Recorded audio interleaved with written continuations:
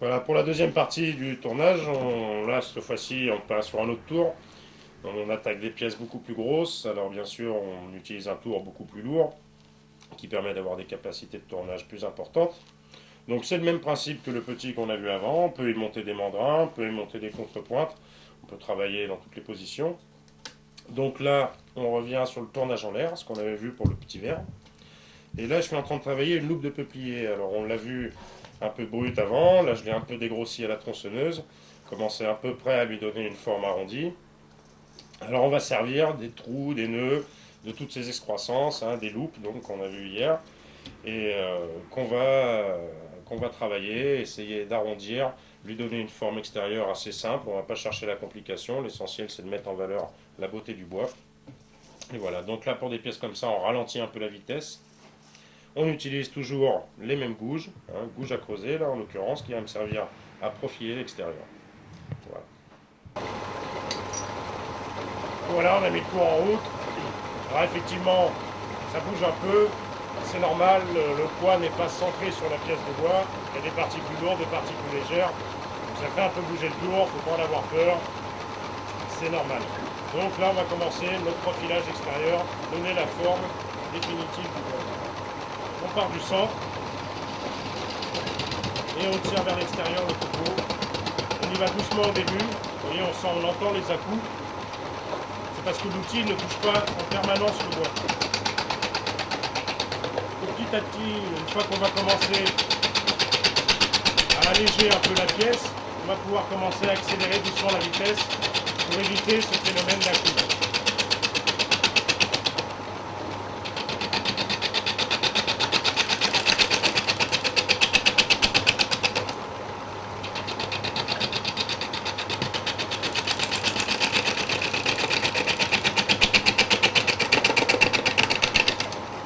Bien l'outil fermement contre soi. Il ne faut pas non plus être crispé sur l'outil, sinon on n'arrive pas à le diriger.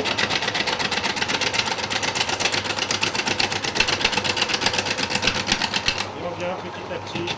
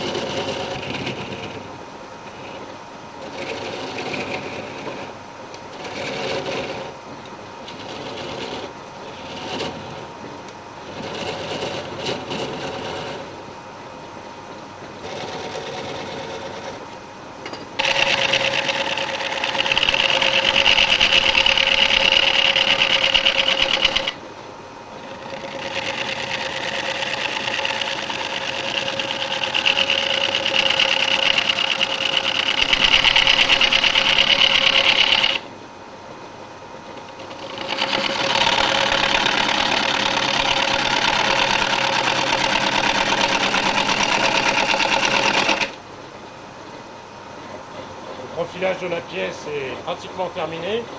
Il reste une petite passe de finition à faire pour avoir la coupe la plus propre possible, surtout sur un peuplier qui a un bois assez tendre. Donc là j'utilise une gouge un peu plus petite qui a un très beau tranchant, c'est les aciers manganèse qui coupent très bien. On va juste profiler l'extérieur, finir de profiler l'extérieur. Donc on prend un minimum de copeaux et on fait une passe très lente.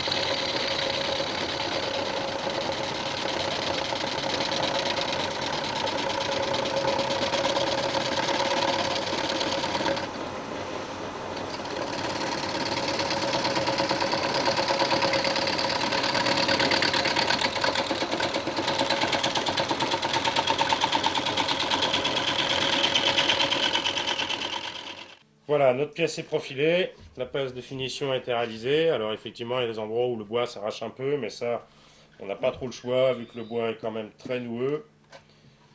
Donc voilà, on a fini l'extérieur, on va juste poncer le dessous de la pièce ici. Et cette empreinte va nous servir à retourner la pièce et à la maintenir pour le creusage. Alors pour la réalisation de cette pièce, c'est les mêmes outils que pour réaliser le petit verre. Les outils ne changent quasiment pas. Donc on a une petite gouge à creuser. Donc vous voyez, avec un affûtage qu'on appelle en ongle de femme. Donc un affûtage qui vient très loin sur le côté, de manière à talonner, à garder le dos du tranchant en contact avec le bois et de venir chercher doucement l'angle de coupe. Voilà. Donc ça c'est un outil. Comme celle-ci, c'est le même outil, en plus gros diamètre tout simplement, pour une plus grosse rigidité et pour le dégrossissage, donc qui permet de faire des passes beaucoup plus grosses et de sortir des copeaux plus gros. Donc voilà, deux outils identiques, ce qu'on appelle des gouges à creuser, qui peuvent aussi servir à profiler, à dégrossir, suivant le placement qu'on en fait sur le porte-outil. Ensuite nous avons la plane, donc c'est un outil aussi qu'on a déjà vu, qui est affûté des deux côtés, et qui permet de venir travailler au-dessus de l'axe du tour et de venir dérouler le bois.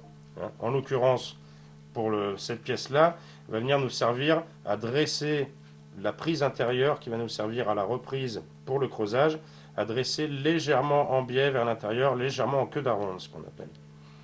Et ensuite, nous avons un ciseau à nez droit, tout simplement, donc avec un angle d'affûtage assez court, d'environ 30 degrés, 30 à 35 degrés, qui permet de venir racler le bois et de dresser la pièce. Voilà. Donc dresser, ça va nous servir à toujours notre épaulement, donc pour la reprise, pour le creusage, à faire une partie bien droite au fond. Voilà, donc notre pièce a été profilée. On a poncé légèrement le dessous de la pièce, avec l'épaulement qui va nous servir à tenir dans le mandrin. Donc on a monté la pièce sur le mandrin. Alors on a vu sur le petit verre qu'on pouvait prendre en serrage, mais qu'on peut prendre aussi en extension. Donc là c'est le cas, on a fait un épaulement femelle, donc un trou un peu dans la pièce de bois, et les pinces viennent s'écarter à l'intérieur pour maintenir la pièce de bois sur le mandrin et éviter d'avoir la contrepointe. Voilà. Donc on a notre profilage extérieur, maintenant on va s'attaquer au creusage intérieur. Là on part du bord extérieur, et on vient pousser doucement vers l'intérieur. La première chose à faire, c'est de dresser la pièce, donc mettre la première partie bien droite, de voir après qu'est-ce qui va nous rester comme bois et à partir d'où on va attaquer notre creusage.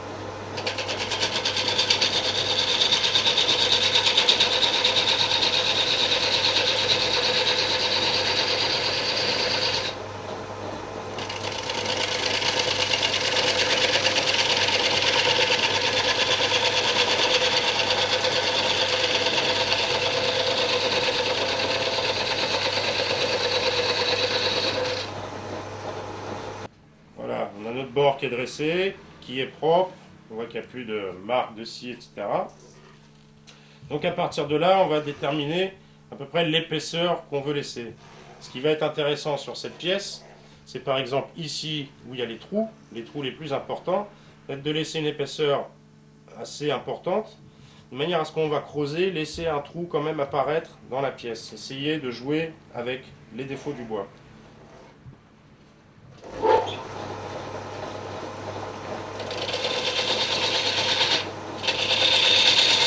On commence notre creusage, on part de l'extérieur et on pousse vers l'intérieur de la pièce.